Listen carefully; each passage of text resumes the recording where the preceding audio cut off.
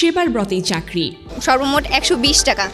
তো এই 120 টাকাতে চাকরি হয়েছে। এই প্রতিপাদ্যকে সামনে রেখে নওগাঁ জেলা থেকে Bangladesh police training recruit constable TRC পদে 36 জন প্রার্থী নিয়োগ পেয়েছেন সম্পূর্ণ মেধা ও স্বচ্ছতার ভিত্তিতে।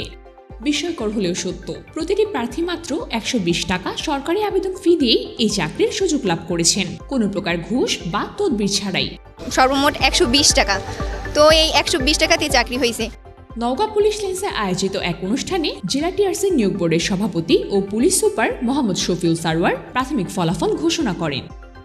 পুলিশ সূত্র থেকে জানা যায়, শারীরিক যোগ্যতা, কাগজপত্র যাচাই এবং সক্ষমতা পরীক্ষায় 445 জন প্রার্থী অংশগ্রহণ করেন।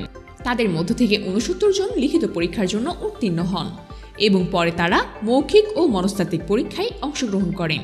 সব ধাপ শেষ করে চূড়ান্ত যাচাই বাছাই করে 36 জনকে প্রাথমিকভাবে নিয়োগের জন্য নির্বাচিত করা হয়েছে।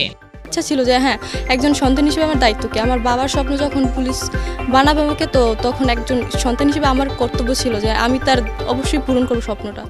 পুলিশ সুপার শফিউল সারওয়ার আরও বলেন, এ নিয়োগ প্রক্রিয়ায় শতভাগ স্বচ্ছতা বজায় রাখা হয়েছে। কোনো প্রকার তদবির বা ঘুষ ছাড়াই যারা উত্তীর্ণ হয়েছেন তাদের এই অর্জন নিঃসন্দেহে প্রশংসনীয় ও গর্বের।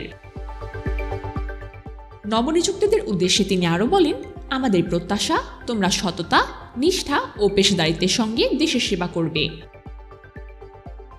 এ সময় তিনি জানান, নিয়োগ চলাকালীন সময়ে চাকরি প্রার্থীদের সঙ্গে প্রতারণার অভিযোগে 3 জন দালালকে আটক করা হয়েছে।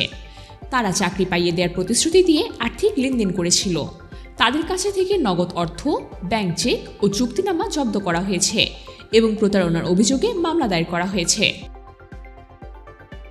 এই অনুষ্ঠানে আরও উপস্থিত ছিলেন নাটোরের অতিরিক্ত পুলিশ সুপার মাহফুজা শারমিন নীলি, চাঁপাইনবাবগঞ্জের অতিরিক্ত police super AMM Wasim Firoz এবং টিআরসি নিয়োগ বোর্ডের অন্যান্য সদস্যরা।